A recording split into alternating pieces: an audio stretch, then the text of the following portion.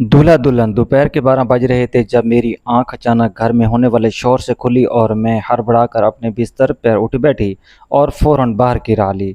तो क्या देखती हूँ कि बड़ी बहन लाबा और अनम बाजी बैठकर अम्मी को कुछ कह रही हैं, लेकिन अम्मी के आंसू देखकर एकदम से मैं ठटक कर रह गई। मैंने आगे बढ़कर इनसे पूछा, क्या हुआ अम्मी, क्यों रो रही हैं और आप सब यहाँ जमा क्यों हैं? अम्मी ने रोते हुए मेरी तरफ देखा और कहा, तुम घड़ी देखो, कितने बज रहे हैं। मैंने घड़ी की तरफ नज़र दौड़ाई तो 12 बज रहे थे। मैंने ना समझी से इनकी तरफ देखा कि आखिर वो क्या कहना चाहती हैं। अब्बा ने मुझसे कहा कि भाई और भाभी दरवाज़ा नहीं खोल रहे। अम्मी 11 बजे से इन्हें उठा रही हैं, इस वजह से अम्मी परेशान होकर रो रही हैं कि घर में दरवाज़ा क्यों नहीं खोल रहे। और हम सब बैठकर ये सोच रहे हैं क्या किया जाए कि ये सुनते ही मेरे होश उड़ गए। मैंने कहा, अम्मी क्या हो गया है? शायद थकन की वजह से इनकी आंख लग गई हो। अभी तो सिर्फ 12 बजे हैं, सोने दें इन्हें, इसमें रोने वाली क्या बात है। लेकिन अम्मी का दिल जैसे दहल रहा था। उन्होंने मुझसे कहा, मेरे दिल में बेहद बेचैनी और बेआरामी बढ़ गई है और मुझे चैन नहीं आ रहा। मैंने गौर से अम्मी को देखा। कल तक वो बहुत खुश थी कि इनके इकलौते बेटे की शादी हुई और हम सब बहनों ने रात देर तक कई रस्में की। इसके बाद भाई अपने कमरे में चले आए, लेकिन इसके बाद अब दोपहर के 12 बज चुके थे। उन्होंने दरवाज़ा तक नहीं खोला। तो अम्मी को शदीद तफशीश हुई। अम्मी ठीक कह रही हैं, नई जगह नींद तो नहीं आई, तो कोई इतनी देर तक कैसे सो सकता है? तुम भाई की आदत का तो पता है, नस कभी इतनी देर तक नहीं सोया। वो सुबह सवेरे उठने का आदी है, ऐसा नहीं हो सकता कि वो एक आवाज़ पर ना उठे। अम्मी उसे एक आवाज़ लगाती थी और वो उठकर बैठ जाता था। अब उसे क्या हो गया? मुझे ऐसा लग रहा है कि जैसे कोई अनहोनी है। बड़ी बहन ने मेरे कान में सरगोशी की तो मैं फटी फटी निगाहों से इनकी तरफ देखने लगी। नहीं लैबा, ऐसा मत बोलो, अच्छा गुमान करो। फिर अचानक से मेरे जहन में एक धमाका हुआ। मैंने अम्मी से कहा कि आप परेशान क्यों होती हैं? देखें, मजबूरी है, क्योंकि हम बार बार इन्हें उठा उठा रहे हैं और वो उठ नहीं रहे। एक बार मैं ट्राई करती हूँ, इसके बाद आपके पास जो डिप्लोमेट चाबी रखी हुई है ना कमरों की, इससे आप कमरे का लॉक खोल लें। मेरी बात सुनकर तमाम बहनों ने मेरी तादीद की। मैं आगे बढ़ी। मैंने दरवाज़ा खटखटा कर कहा, भाई भाभी, अगर आप लोग उठ गए हैं तो हमें जवाब दें। बेशक दरवाज़ा मत खोलिएगा, लेकिन जवाब दे दें। अम्मी बहुत परेशान हो रही है। मैंने दरवाज़ा अपनी पूरी क़ुव्वत लगा कर खटखटाया, लेकिन ये क्या कोई जवाब नहीं आया। अब मुझे भी बेहद परेशानी होने लगी थी। मैंने फ़ौरन से अम्मी से चाबी ली और बड़ी बहन से कहा कि वो लॉक खोल कर देखें। अगरचे ये अदब के बेइंतहा खिलाफ था, लेकिन अम्मी की परेशानी के आगे हम बेबस मजबूर हो चुके थे। 12 से साढ़े 12 के हो गए थे और दूल्हा दुल्हन अभी तक अपने कमरे से नहीं निकलते थे। हमारे यहाँ इंतहाई महबूब बात समझी जाती है कि अब मायूसी की बजाय तफशीश की लहर दौड़ गई थी कि आखिर ऐसा क्यों है। कम अज़ कम कोई बातों की आवाज़, कोई खपखपाट और इनके कमरे से कुछ तो आए। कमरे में बिल्कुल सुकून तारी था, ऐसा जैसे कोई वहाँ मौजूद ही नहीं है। मैंने बड़ी बहन को चाबी दी तो उन्होंने चाबी लॉक में घुमाई। दरवाज़ा खुलता गया और एकदम से तमाम बहनों की चीखें गूंजने लगी। लाइबा बाजी और अनम बाजी तो फ़ौरन से अंदर की तरफ लपकीं भागी। मैंने बड़ी बहन का हाथ थाम लिया। मेरा सर घूमने लगा। अम्मी की हिम्मत नहीं हो रही थी कि वो वहाँ तक आएँ। उन्होंने अपने सीने को थाम लिया और ज़ोर ज़ोर से मसलने लगीं। सबा क्या हुआ है? वो अपने दुखते पाँव के साथ आहिस्ता आहिस्ता चलकर हमारे पास आईं और जैसे ही उन्होंने अंदर झांक कर देखा तो इनकी चीखें बुलंद होने लगीं। वो ज़ोर ज़ोर से रोकर वहीं बैठ गईं। क्या हो गया है? ये क्या हो गया? मेरा बच्चा, ये क्या हो गया? अम्मी बार बार रोते हुए एक ही बात कह रही थी। बाजी की भी अंदर धाड़ें मार मार कर रोने की आवाज़ आ रही थी। अम्मी दर्द की शिद्दत से बेहोश हो गईं और अपना सर पकड़ कर बैठ गईं। आंसू दरवानी से मेरी आंखों से बहने लगे।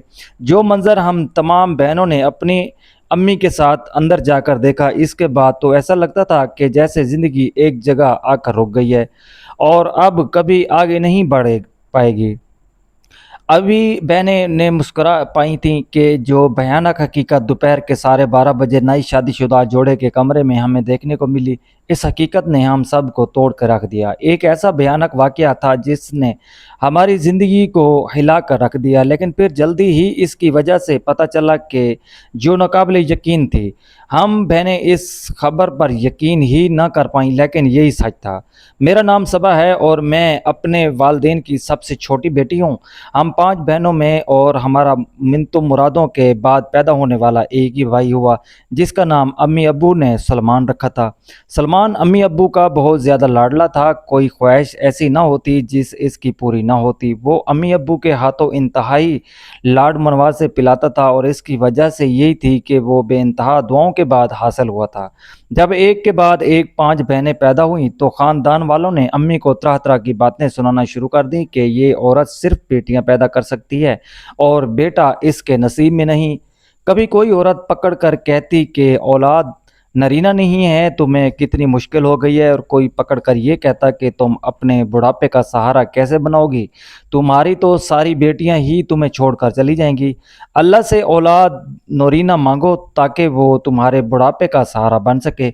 अम्मी चौंक काफ़ी उम्र की थी और इनकी जल्दी शादी हो चुकी थी। बेटियां पैदा होना, इन तमाम चीज़ों ने हल अम्मी के जहन पर गहरा असर कर गया। वो बीमार रहने लगी। डॉक्टर ने अब्बू को बताया कि इन्हें खुश रखा जाए क्योंकि बेटियों की तरबियत भी मुतासर हो रही थी। एक रोज़ मैंने अम्मी को नमाज में चुपके चुपके रोते देखा तो फ़ौरन अब्बू को बताया। अब्बू ने मेरी अम्मी को देखा तो वो बाकायदा रो रही थी। अब्बू ने हम तमाम बहनों को भी बिठाया और इसके बाद अम्मी को बिठा कर कहने लगा, मेरी बात सुनो राशिदा, तुम एक मजबूत औरत हो और तुम्हें ज़माने की बातों से कोई फ़र्क नहीं पड़ना चाहिए। ये अल्लाह की देन है, इंसान इसमें ज़िद करने वाला कौन होता है। मैं जानता हूँ तुम बेटे की ख्वाहिश माशरे के दबाव की वजह से कर रही हो, जबकि तुम भी जानती हो और हमारे लिए हमारी बेटियाँ बहुत ख़ास हैं। इनकी तरबियत पर हमें जन्नत की बिशारत है। अबू आहिस्ता आहिस्ता करके अम्मी को समझाने लगे तो अम्मी बेहतर हो गई। अलबत्ता इनकी दुआओं में कोई कमी ना आई थी। वो अक्सर मुझसे भी गोद में बैठकर दुआ करवाती थी और कहती थी कि अल्लाह दुआ करो कि अल्लाह तुम बहनों का एक भाई हमें दे। इसके बाद मुझे किसी किस्म का कोई शिकवा न होगा। यहाँ ये बात बताती चलूँ कि अम्मी मैं ने उस हमारी वक़्त 6 तरबियत बरस की बहुत थी अच्छे कि तरीके से जब की थी। एक रोज़ अम्मी और अब्बू को बहुत खुश देखा तो बहन भी बार-बार अम्मी की खिदमत कर रही थी। कभी इनके पाँव दबाती तो कभी इनके सर में तेल लगाती। मैं हैरान हो गई, छोटी-सी थी, समझ नहीं आ रहा था कि क्या हुआ। फिर जब अम्मी ने नमाज के दौरान मुझे अपने पास बिठाया और कहा, दुआ करो अल्लाह तुम्हारा भाई इस दुनिया में ले आए। जैसे ही सुनते मैंने हैरानी से अम्मी की तरफ देखा। अम्मी, क्या सचमुच मेरा भाई आने वाला है? ये सुनते ही उन्होंने मेरा माथा चूम लिया और कहा, मेरी गुड़िया जैसी अच्छी दुआ होगी अल्लाह पाक ज़रूर कबूल करेंगे। अब मेरे दिन रात इस दुआ में गुजरते और बिल आखिर जब अम्मी को यहाँ बच्चे की पैदाइश हुई तो अल्लाह ने इनकी सुन ली और अम्मी हमारा भाई लेकर अस्पताल से घर वापस आ गईं। हम बहनों को लेकर तो जैसे ही वो दिन की ईद का दिन था तो कोई इस छोटे से प्यारे से बच्चे की नाक पकड़ता तो कोई इसके नाजुक से हाथ अपने हाथ में लेकर देखता। अम्मी ये कितना छोटा है, मैंने कहा। अम्मी हंसने लगी, बेटा तुम तमाम बहनें भी जब पैदा हुई थी तो छोटी बिल्कुल नाजुक सी थी, मेरे हाथ में दी गई थी और फिर देखो अल्लाह ने तुम्हारा भाई दिया है। अब मैं अम्मी को अक्सर खुश देखा करती थी और अल्लाह के हजूर सजदा रेज़ होकर उन्होंने अपने शुक्र का अज़ा किया और अम्मी अब्बू की सारी तवज्जो भाई पर मरकज़ हो गई थी। हम बहनें बड़ी अब हो चुकी थीं और वैसे भी मुझ में और भाई में 6 साल का फ़र्क था। ऐसे ही मेरे दिल में भाई के लिए हसद के बजाय मोहब्बत में अक्सर इसके सारे काम करती थी। कभी उसे पालने में सुलाने के लिए अम्मी की हिदायत के मुताबिक झूला देती तो कभी उसे गोद में लेकर खेलती। हम बहनों के हाथों में तो जैसे कोई खिलौना सा आ गया हो। दिन गुजरने लगे, सबसे बड़ी बहन की शादी हो गई और वो रुखसत होकर चली गई। मैं कॉलेज में पढ़ रही थी जबकि दूसरी बहन मंगनी शुदा थी। इनकी भी जल्द शादी मुतवक्के थी। सलमान को स्कूल पढ़ाता था लेकिन आए रोज़ इसके स्कूल से शिकायतें ही मसूल होती थीं। इस उम्र में आकर अम्मी अबू सख्त परेशान हो गए। वो 15 बरस का हो चुका था। इसके बहुत से मशगले थे सिवाय पढ़ाई के। कभी वो दोस्तों के साथ आवारागर्दगी करने जाता तो कभी सुबह से लेकर रात तक बस करवट खेलता रहता। अबू की अपनी दुकान थी, दौलत की कोई कमी नहीं थी, लेकिन अबू बूढ़े होने लगे थे और चाहते थे कि कोई इनके बुढ़ापे का सहारा बने। पर भाई को तो पढ़ाई के अलावा तमाम चीज़ों में दिलचस्पी थी। अबू उसे समझा समझा कर थक चुके थे। सलमान के मेरे साथ दोस्ती थी तो मैं अक्सर उसे समझाती, पर वो समझना न था। बहरहाल अम्मी अब्बू ने उसके हाल पर छोड़ दिया। वो अक्सर रात को देर से घर आता और मैं उसे बचाने के लिए दरवाज़ा खोलकर अम्मी अब्बू को कह देती कि वो जल्दी आया था। मैं इस बात पर शर्मिंदा भी होती, लेकिन घर की सफाई को खुशगवार रखने के लिए मुझे ये सब करना पड़ता था। मैं अक्सर इसकी गलती पर पर्दा डालती कि शायद वो सुधर जाए, लेकिन वो दिन ब दिन बिगड़ता जा रहा था। ऐसे में इसकी दोस्ती एक ऐसे लड़के से हुई जिसका नाम रफ़ीक था और मोहल्ले का सबसे आवारा लड़का था। मैंने एक दो बार सलमान को टोका कि उस आवारा लड़के के साथ मत घूमा, तुम पढ़ाई नहीं करते, हम तुम पर जोर नहीं दे रहे, तुम्हारी मर्जी है, लेकिन अगर तुम ऐसे दोस्त बनाओगे तो हम किसी तरह खामोश रह सकते हैं। सलमान ने इस दिन पहली बार अम्मी से बदतमीज़ी की और इन्हें इंतहाई गलत जवाब दिया। इनका जवाब सुनकर मुझे बहुत अफसोस हुआ। वो अब बड़ा हो गया था और अपनी मनमानी करता, यहाँ तक कि अम्मी अब्बू की किसी बात की आगे आगे कोई अहमियत ना थी। अम्मी अब मैंने नमाज में अक्सर रोते हुए देखा। एक वक़्त के अम्मी इसके लिए रो रो कर नमाज़ें दुआएं मांगा करती थीं और अब ये वक्त था कि अम्मी इसके लिए नमाज में हिदायत की दुआएं कर रही थी। काफ़ी हद तक बिगड़ गया था। फिर एक रोज़ मैंने इसके मोबाइल में चंद ऐसे मैसेज देख लिए जिसे देखकर मुझे अपनी आंखों पर यकीन ना आया कि ऐसा भी हो सकता है। मैंने कुछ भी ना सोचा और इसी वक्त उसे बुलाकर बाजू बरस करना शुरू कर दिए। मैंने कहा, रफ़ीक नामी और वारा लड़के के साथ तुम कहाँ कहाँ जाते हो? तो मगर बाज ना आए तो मैंने अम्मी अब्बू को सब बता दूंगी। और इस रोज़ इसने पहली बार मुझसे भी बदतमीज़ी की और कहा, जाओ जिसको बताना है बताओ, रफ़ीक मेरा पक्का दोस्त है और वो मुझे कुछ भी गलत नहीं सिखाता। ये मैसेज भी इसके नहीं है, पता नहीं किसने मेरे नंबर पर गलती से भेज दिए हैं। इन मैसेज में बहुत कुछ ऐसा था जो नाकाबिले यकीन था। अपने भाई की हट धर्री की वजह से मैंने इनको नज़रअंदाज कर दिया कि मामले की तह तक नहीं पहुंच सकती थी। रफ़ीक ने इंतहाई राजदारी वाले अंदाज में उसे एक मामले की तरफ इशारा किया था। अब वो क्या था, कैसा था, क्यों, मुझे कुछ पता न चल सका। भाई ने पढ़ाई भी छोड़ दी। एक दो बार तो अबू उसे घर से भी बाहर निकाल और पूरे 2 हफ्ते बाद घर वापस आया। अम्मी तो माँ थी, जैसे ही भूल भूल सकती थी कि अपने जिगर के टुकड़े को इस तरह बिगड़ते नहीं देख सकती थी। बीमार रहने लगी। फिर वो जिसने भाई को बदल कर रख दिया। इस वक्त 22 साल का हो चुका था। मेरी शादी की तैयारियां चल रही थी और मेरी बहनों की शादी हो चुकी थी। रात को मोहल्ले में पुलिस की रेड पड़ी और मोहल्ले का सबसे आवारा लड़का रफ़ीक पकड़ा जा चुका था। इस पर किसी कत्ल का इल्ज़ाम था। ये सुनते ही भाई को सख्त आ गया और वो बिल्कुल चुप हो गया रह गया। तब अबू ने उसे अपने पास बुलाया और कहा, देखो मैं इसी बात के लिए तुमसे कहता था कि बड़ी सोबत इंसान को कहाँ से कहाँ लाकर खड़ा देती है। मैं मानता रफ़ीक एक इंतहाई आवारा लड़का था, लेकिन उसे भी आवारा बनाने में किसी न किसी का हाथ मौजूद था। हम तुम्हारे माँ बाप तुम्हारी खैर ख्वाह ही चाहते हैं कि तुम राह रास्त पर आ जाओ और रफ़ीक की ज़िंदगी से सबक सीखो। उम्र में वो तुम्हारे जितना है, लेकिन इस उम्र में जेल की हवा खा रहा है।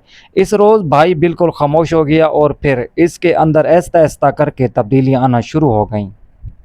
हम बहनें खुश हो गईं क्योंकि मेरी शादीशुदा बहनें भी जब घर पर मैके में तशरीफ़ लातीं तो वो सलमान को कहती कि तुम अम्मी अब्बू की बात माना करो और इन्हें इस उम्र में दुख ना दिया करो कि जिस उम्र में तुम्हें इनका सहारा बनना है। फिर रफ़ीक वाला वाक़या हो और वो बदल कर रह गया। अब वो अम्मी अब्बू की बात मानने लगा। अम्मी अब्बू इस बात पर राज़ी थे कि वो राह रास्त पर आ गया, लेकिन मेरे भाई से एक ऐसा गुनाह हो गया जिसकी बना पर वो जल्द पकड़ में आने वाला था।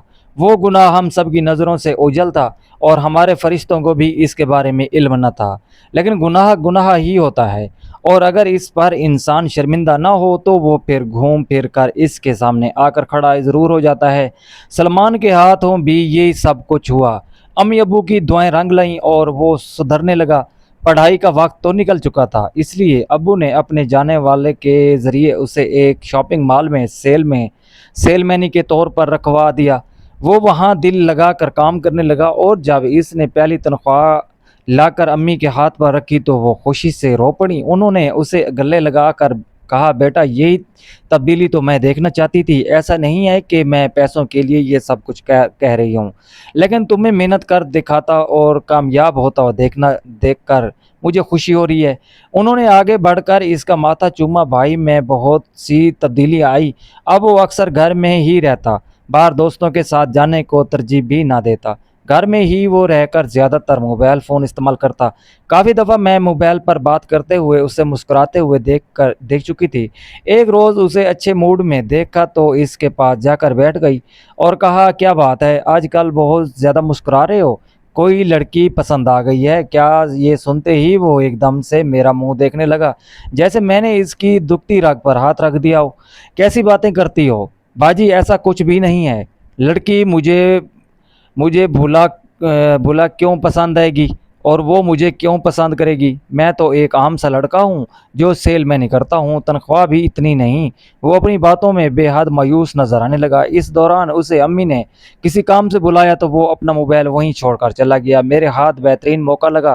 میں نے فوراً اس کا موبائل اٹھایا اور میسج دیکھے تو یہ دیکھ کر حیران رہ گئی کہ وہ کسی لڑکی سے محبت کرتا تھا اور اس کی محبت میں اتنا پاگل تھا کہ وہ دن رات اس سے گفتگو کیا کرتا تھا۔ اس کی گفتگو میں کہیں سے بھی مجھے یہ بے حیائی نظر نہ آئی، بلکہ وہ صحیح معنوں میں اس کا دیوانہ ہو چکا تھا۔ وہ واپس آیا تو مسکرا کر اسے دیکھنے لگی۔ اس نے مجھے دیکھ کر کہا، میں جان گیا ہوں کہ آپ نے میرے موبائل میں جھانک لیا ہے، لیکن خدا کا واسطہ ہے کسی کو بتائیے مت۔ میں اس کی یہ احتیاط دیکھ کر حیران ہوئی۔ کہا، کیوں نہیں بتاؤں؟ امی کو تو بتاؤں گی نہ، جب بتاؤں گی تو بات آگے کیسے بڑھے گی؟ نہیں بتاؤں گی تو پھر تم اس کے غم میں روتے ہی رہنا۔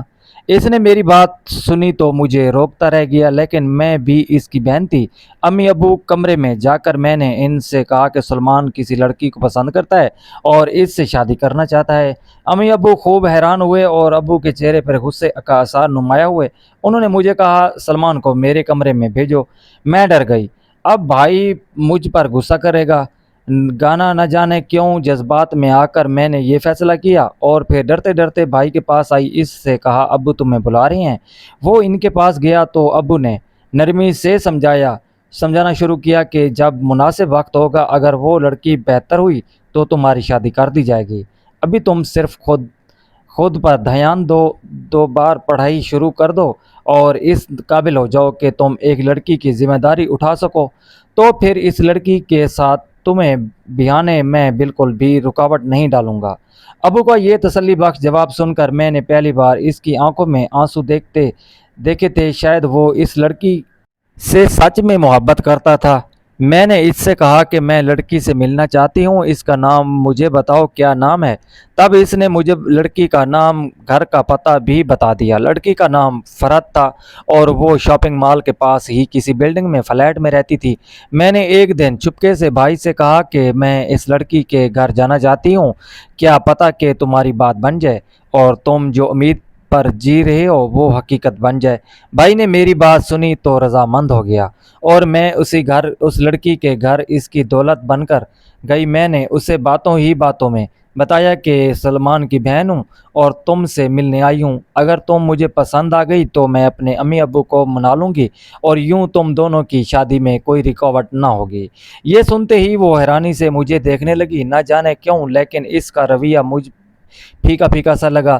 اگر وہ سچ میں سلمان کو پسند کرتی تو پھر وہ مجھ سے گرم جوشی سے ملتی، لیکن پھر بھی اپنے بھائی کی خوشی کے لیے میں نے گھر آ کر اس کی تعریف میں زمین آسمان ایک کر دیا۔ گزرنے لگے، امی ابو رضامند تھے، لیکن بھائی کی تنخواہ تھوڑی تھی، اس لیے اس بات پر وہ لوگ راضی ہو گئے کہ اگر بھائی کی تنخواہ بڑھ جائے گی تو وہ شادی کی بات چلا دیں گے، اور ایسا ہی ہوا۔ بھائی نے شادی کافی دیر دعائیں کی تھیں جو رنگ لے آئیں، اور اور یوں اس کی تنخواہ اضافہ ہوا تو امی ابو نے جا کر اس کا رشتہ طے کر دیا۔ لڑکی والوں نے وقت نہ لیا، ویسے بھی وہ اکلوتا بیٹی تھی، اور جب اکلوتی بیٹی کی خواہش ہو تو پھر ماں باپ سے اسے رد نہیں کرتے۔ اس لڑکی کو 2 چھوٹے بھائی تھے اور اس کے علاوہ ان کی فیملی کافی مختصر تھی۔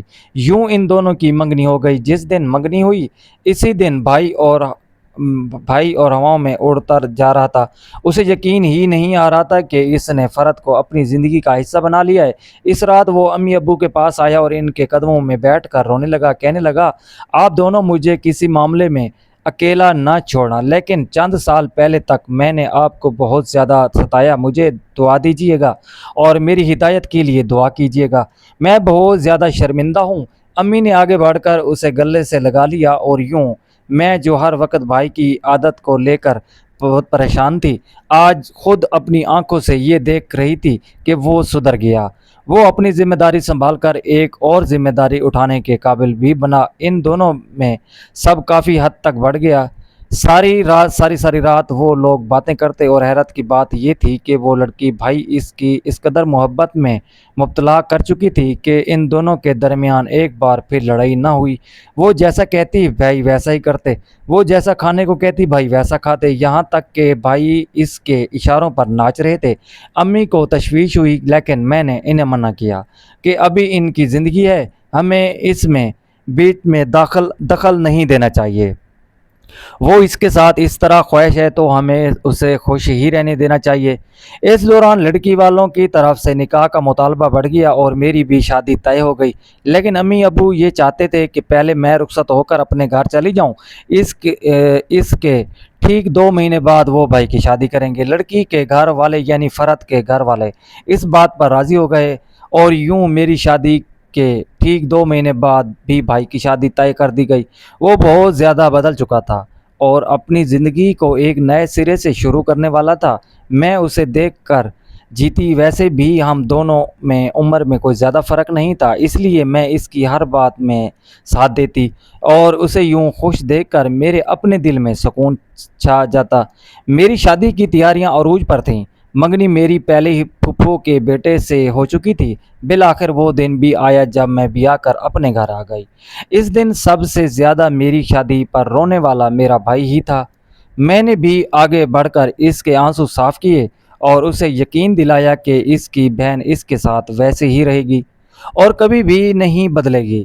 یوں میں شادی کر کے اپنے گھر پر آ گئی اور امی بھائی ابو کی شادی کی تیاریوں میں مصروف ہو گئے۔ بھائی اب ترقی کر چکا تھا اور سیل مین کی جگہ سیل منیجر بن چکا تھا۔ اپنی صلاحیتوں کی استعمال میں لاتے ہوئے اس نے شاپنگ مال کے مالک کا دل جیت لیا اور ترقی کر گیا۔ اب صرف 1 مہینہ رہ گیا تھا۔ ہم بہنوں نے بھی شاپنگ کی۔ میری تو نئی شادی ہوئی تھی۔ میرے شوہر بھی بہت اچھے تھے، انہوں نے مجھے بھرپور اجازت دی کہ جا کر بھائی کی شادی کو اچھے طریقے سے انجوائے کر سکوں۔ گھر میں خوشیوں کا سما تھا۔ ہم سب بہنوں نے مل کر بھائی اور بھابھی کی ایک ہفتے پہلے ہی بات متوقع کروا دی کہ ٹھیک ہے 1 ہفتے بعد ملو گے تو جذبات بالکل الگ ہوں گے۔ دن گزرنے لگے، گھر کو بہت اچھی طرح سجایا گیا۔ امی سب سے خوش تھی کہ بھائی اب اپنی ذمہ داری اٹھانے کے قابل ہو گیا تھا اور اس دن کے لیے انہوں نے بہت سے خواب دیکھ رکھے تھے۔ خدا کر کے شادی کا دن بھی آ گیا اور جب بھائی شیروانی پہن کر ہم بہنوں کے سامنے آیا تو ہماری آنکھوں سے تو آنسو بہنے لگے۔ ہم تمام بہنوں نے آگے بڑھ کر اس کے سر پہ ہاتھ رکھ کر اس سے دعا دی۔ نکاح ہو چکا تھا اور ہم بھابھی کو رخصت کروا کر اپنے گھر لے آئے تھے، لیکن ایک بات میں نے محسوس کی تھی کہ بھابھی کے چہرے پر کوئی خوشی نہیں تھی۔ میں حیران ہو گئی۔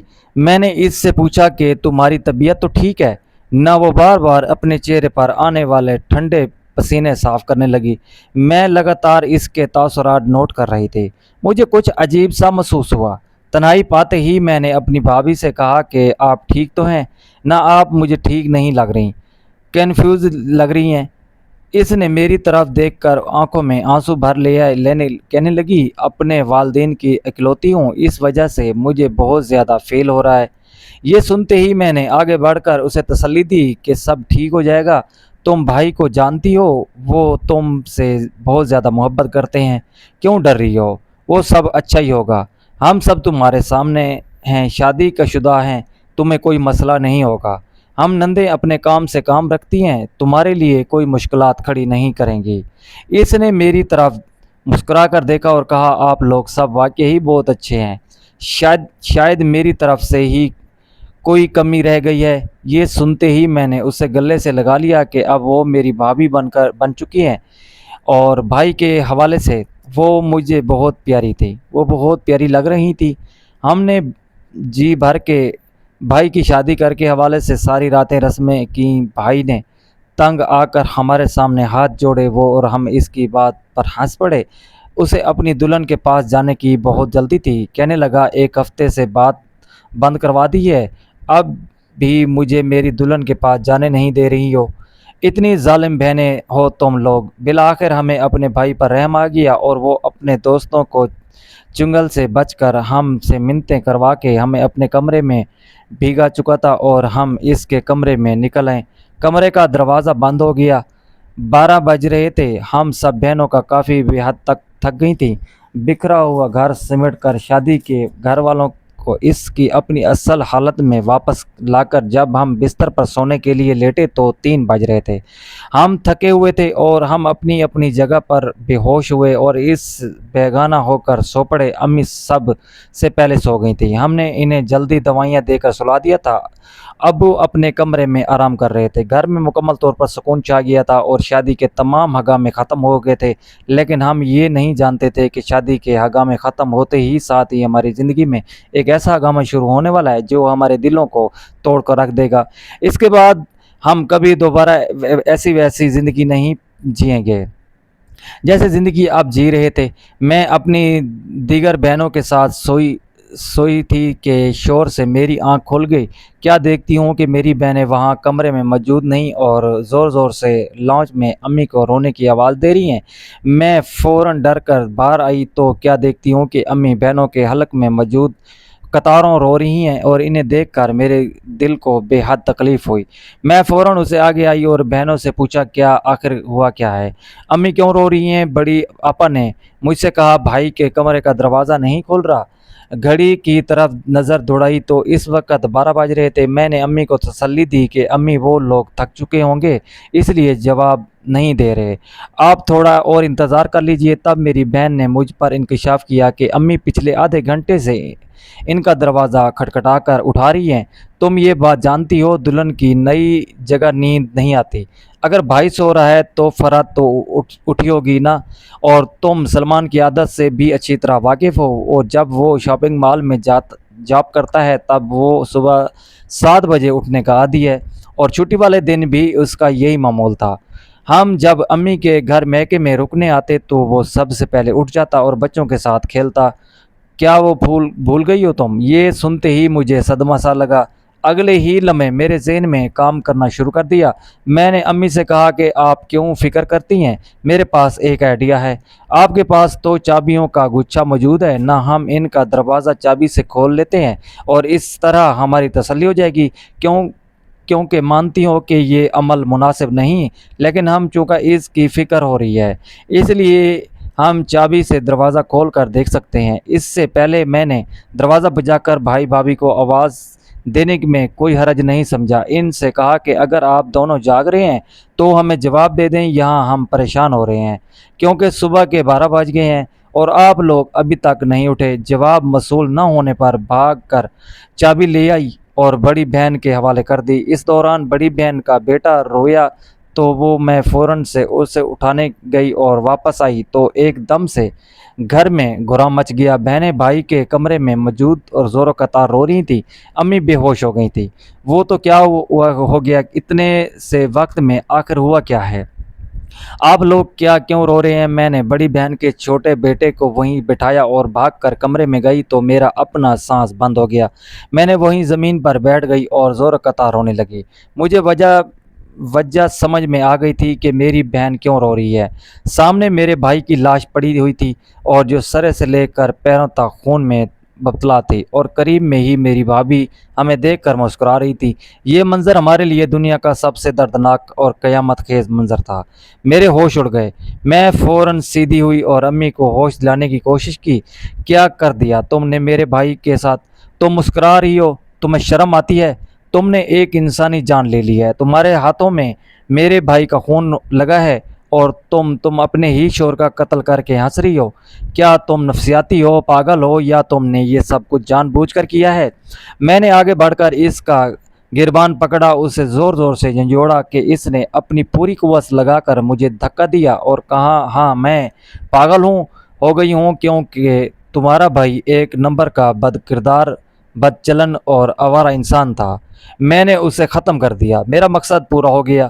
میری شادی کرنے کا مقصد یہی تھا۔ ہم چاروں بہنیں چپ ہو کر اس کی یہ بات سننے لگیں۔ امی بھی ہوش میں آ گئی تھی، انہیں بار بار خوشی کے دورے پڑ رہے تھے۔ بھابھی کے منہ سے یہ حقیقت سن کر ہم سب کے پیروں تلے زمین کھسک گئی۔ یہ کیا ہو رہا ہے؟ کچھ سمجھ نہیں آ رہا تھا۔ تم کہنا کیا چاہتی ہو؟ ہمارے بھائی کو مار کر تمہیں آخر کیا ملا؟ میں اپنے بھائی کی لاش کے پاس بیٹھی واویلا کر رہی تھی کہ اس نے ہمیں سب دیکھ کر کہا، آپ کے بھائی نے جو کچھ کیا اس کی معافی نہ اسے یہاں ملے گی اور نہ اسے وہاں۔ تو میں نے اس کے حساب برابر کر دیا، لیکن یہ اللہ کے حضور بھی جا کر جواب دہ ہوگا اور مجھے قیامت والے دن بھی انصاف ضرور ملے گا، کیونکہ مجھے اللہ پر پورا بھروسہ ہے، یہ وہ اپنے بندے کو کبھی اکیلا نہیں چھوڑتا۔ میری برداشت کی جواب دے گئی تھی، اور بے شرم عورت، تمہیں شرم نہیں آتی؟ تمہیں پولیس کے حوالے کر دوں گی۔ تم نے ہمارا جوان بھائی مار دیا، ابھی تو اس نے زندگی کو جینا شروع کیا تھا، وہ بالکل بدل گیا تھا۔ تمہارے لیے خود کو بدلا، تمہاری محبت میں خود کو اس قدر پاگل کر دیا کہ صرف تمہارے علاوہ اسے کوئی اور دکھائی نہ دیتا، اور تم نے اسے ہی جان سے مار دیا۔ تم انسان نہیں، تم حیوان کہلانے کے لائق نہیں ہو۔ حیوان بھی تم سے اچھے ہوتے ہیں۔ تم اتنی گھٹیا انسان ہو جس نے شادی کی پہلی رات ہی اپنے شوہر کو یوں بے دردی سے قتل کیا۔ میں نے اس وقت آگے بڑھ کر پولیس کو فون کر کے بلایا اور پولیس نے اسے گرفتار کیا۔ جاتے جاتے اس نے ہم پر ایک ایسا انکشاف کیا جس کے بعد ہم سب ایک دوسرے سے نظریں ملانے کے قابل نہ رہے۔ پولیس کی آواز پر میں نے بھاگ کر دروازہ کھولا اور روتے ہوئے انہیں ساری کہانی سنائی۔ انہوں نے FIR درج کروائی۔ بھابھی ابھی بھی اسی انداز میں وہیں بیٹھی تھی۔ وہ انتہائی ڈیڈ واقعی ہوئی، اسے جیسے کسی بات کا کوئی اثر نہیں ہوا، اور یہاں ہم بہنوں کا رو رو کر حالت بری ہو چکی تھی۔ بھائی کے جسم سے خون نکل چکا تھا اور اس کا جسم سیاہ پڑنے لگا تھا۔ آپ لوگ یہ سب کچھ صاف کریں اور ہاں، کفن دفن کا انتظام کریں۔ میت کی حالت کافی حد تک بگڑ گئی ہے، پولیس نے ہمیں ہدایت کی۔ تو ہم بہنوں نے آگے بڑھ کر کانپتے ہاتھوں کے ساتھ ساتھ اس کی میت کو اٹھایا، اور ہمارا دل داڑیں مار مار کر رو رہا تھا، اور امی تو جیسے ہی خلا میں گھوم رہی تھی۔ ان پر سختہ طاری ہو گیا، یہ سب کچھ تم نے اچھا نہیں کیا، ہماری ہستی بستی فیملی کو تم نے کیا سے کیا بنا دیا۔ اسی دوران ابو اندر داخل ہوئے اور یہ منظر دیکھا تو ان کے سینے میں بے حد درد اٹھا۔ کہنے لگے کہ میں کیا دیکھ رہا ہوں؟ اپنے ہی سامنے اپنے جوان بیٹے کا جنازہ دیکھ کر ہوں، کیسے ہوا؟ یہ سب کس نے کیا؟ تب ابو کی بہو ان کے سامنے چل کر اعتماد کے ساتھ آئی اور کہا، یہ سب کچھ میں نے کیا ہے کیونکہ میں نے بدلہ لینا تھا۔ بدلہ کیسا بدلہ؟ تم نے ذرا برابر بھی حیا نہ تھی کہ تم نے بدلہ لینے میں اسے جان سے ہی مار دیا؟ ہاں، کیونکہ اس نے بھی تو کسی کی جان لی تھی۔ اس نے میری بہن کا ریپ کر کے اسے جان سے مار دیا تھا۔ یہ 7 سال پہلے کی بات ہے جب آپ کا بیٹا صرف 16 برس کا تھا۔ اگر آپ لوگ اس کی تربیت نہیں کر سکتے تو پھر اسے کسی اور کے لیے تو نہ چھوڑ دیں۔ نہ ہی اس شخص نے میری بہن کو زندہ زمین میں کاٹ ڈت دیا، اور سب لوگ مجھ سے یہ سوال کر رہے ہیں کہ میں نے ایسا کیوں کیا، جبکہ مجھے تو آپ لوگوں کی شکلیں دیکھ کر لگ رہا ہے کہ آپ کو اس بات کے بارے میں کوئی علم ہی نہیں۔ ابو وہی سر پکڑ کر رونے لگے۔ بھائی نے جب وہ 16 برس کا تھا تو فرد کی بہن سے زیادتی کی، تب ہمیں یاد آیا کہ اس وقت وہ رفیق کے ساتھ ہوا کرتا تھا اور اس کے ساتھ آوارہ گردگی کر کے گھر میں بھی سب کے ساتھ بدتمیزی کرتا۔ یہی وہ دن تھے جب اس نے رفیق کے ساتھ مل کر لڑکی سے زیادتی کی اور پھر اس کا قتل بھی کر دیا۔ یہ اتنا بڑا گناہ تھا کہ ہم لوگ تصور بھی نہیں کر سکتے تھے۔ بھائی کو کفن دفن دے دیا گیا اور اسے دفنانے کا انتظام کر کے ہم اس کا ماتم منانے لگے۔ لڑکی کو ہم نے پولیس کے حوالے کر دیا۔ نہ جانے کیوں لیکن اس لڑکی کی کسی بھی بات پر ہمیں یقین نہیں آ رہا تھا۔ ہو سکتا تھا یہ خود کسی اور کو پسند کرتی ہو اور بھائی اس کے پیچھے پڑ گیا ہو تو اس نے بدلہ لے لیا ہو۔ بڑی بہن نے تو کہا تو میں نے اس بات کی تائید کی، لیکن پھر ہم سب پر قیامت ٹوٹ پڑی جب اس کا لگایا گیا الزام درست ثابت ہوا۔ وہ جیل کی سلاخوں کے پیچھے تھی اور اسی دوران بھائی کا دوست رفیق جو کہ آوارہ تھا اور جس کے ساتھ وہ مل کر بھائی نے یہ ساری کارروائی کی تھی، وہ رہا ہو کر جیل سے واپس آیا تو ابو اسے اپنے گھر لے آئے اور اس سے ساری بات پوچھی۔ وہ سر جھکا کر کہنے لگا، انکل میں نے اپنے سارے گناہوں پر توبہ کر لی ہے اور میں اپنے حصے کی سزا بھی کاٹ کر آ گیا ہوں۔ آپ کا بیٹا تو نیک تھا لیکن میں نے ہی اسے آوارہ گرد بنایا تھا اور اس لڑکی کا ریپ کرنے میں آپ کے بیٹے کے ساتھ دیا تھا۔ میں نے اسے اس وقت کافی منع کیا، مانتا ہوں کہ میں بھی کافی حد تک بگڑا ہوا لڑکا تھا، لیکن اس وقت یہ ایڈونچر اسے ہی سوچا اور وہ لڑکی اپنی کوچنگ سے گھر جا رہی تھی۔ ہم نے اسے دوستی کا بہانہ کر کے سائڈ پر لے آئے اور پھر آنے کا فائدہ اٹھا کر اس کی عزت لوٹ لی۔ میں تو اس سے صرف پہرداری کر رہا تھا تاکہ ہمیں کوئی دیکھ نہ لے۔ لڑکی کافی حد تک زخمی ہو چکی تھی اور مرنے کے قریب تھی۔ تب آپ کے بیٹے نے آگے بڑھ کر اس کا گلا دبا دیا کہ نہ وہ زندہ رہے گی اور نہ ہی کسی کو کچھ کہہ سکے گی۔ میں اس واقعے کا چشمدید گواہ تھا۔ پھر میں نے نشے کی وجہ سے اور زیادہ غلط عادت میں مبتلا ہو گیا اور مجھے جیل کی ہوا کھانی پڑی، جہاں رہتے ہوئے مجھے اندازہ ہو گیا تھا کہ اب باہر نکل کر زندگی کو ویسے نہیں گزارنا۔ میں نے اسی دوران کہا تھا کہ تجھے اس لڑکی کو مارنا نہیں چاہیے تھا۔ یہاں محلے کے تمام لوگ مجھے غلط سمجھتے تھے، اپنے بچوں کو مجھ سے دور رکھنے کا کہتے تھے، لیکن میں سلمان کو اس